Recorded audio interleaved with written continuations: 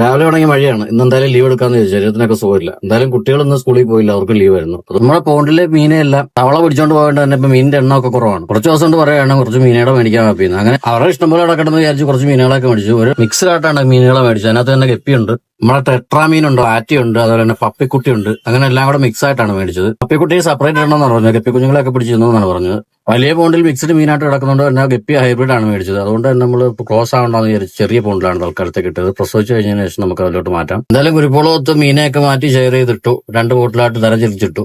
അതിനുശേഷം നമ്മുടെ തവളച്ചാര് വന്നായിരുന്നു കേട്ടോ. അപ്പൊ നെറ്റൊക്കെ ഇട്ടിട്ട് ഞാൻ ഇതുപോലെ നെറ്റ് ഫുള്ളായിട്ട് കവർ ചെയ്തിട്ടിരുന്നു. പിന്നെ അതിനൊരു വാതിലൊക്കെ പണിഞ്ഞിട്ടൊക്കെ ഉണ്ടായിരുന്നു. അതൊക്കെ വീഡിയോ എടുക്കാൻ പറ്റിയില്ല. ഈ കുട്ടി എന്തായാലും നമ്മൾ പോണ്ടിലിടുന്നില്ല. ഒരുപാട് കുഞ്ഞുങ്ങളോടൊപ്പം ഉണ്ട്, അതിനെയൊക്കെ പിടിച്ചടിക്കും. അതുകൊണ്ട് തന്നെ നമ്മൾ ചെറിയ ബൗളിനകത്ത് വിചാരിച്ചു. പഴയ വഴി ബൗൾ ഇവിടെ കാണണം, അതിൽ പിടിച്ചിടണം. നമ്മുടെ മെയിനെല്ലാം പിടിച്ചിരുന്നോണ്ടിരുന്ന വില്ലനെ പിടികൂടിയിട്ടുണ്ട്. കഴിഞ്ഞ വീഡിയോ ഞാൻ ഇട്ടായിരുന്നു പിടിക്കാൻ ശ്രമിക്കുന്നത് നമ്മളെ കളിയാക്കിയിട്ട് രക്ഷപ്പെടുന്നത്. അതായാലും ഇന്ന് അവനെ നമ്മൾ പിടികൂടിയിട്ടുണ്ട്. കുരുപ്പോളുടെ മീനെല്ലാം പിടിച്ച് ഇന്നുകൊണ്ട് തന്നെ കൊല്ലുവാപ്പി എന്നാണ് പറഞ്ഞത്. എന്തായാലും നമുക്കതിന് മനസ്സൊന്നുമില്ല. 2 കൊട്ടൊക്കെ കൊടുത്തിട്ടുണ്ട്, കുറെ നേരം ജയിലിൽ വിട്ടിട്ടുണ്ട്. എന്തായാലും കുടുംബ വീടിനപ്പുറത്തെ ആ ഒരു വയലിൽ കൊണ്ടുവന്ന് പുള്ളിക്കാരൻ റിലീസ് ചെയ്തോട്ട്. ഇനി വരുമോ എന്നറിയത്തില്ല. എന്തായാലും അടുത്ത വീഡിയോയിൽ കാണുമ്പോഴേക്കും ബൈ.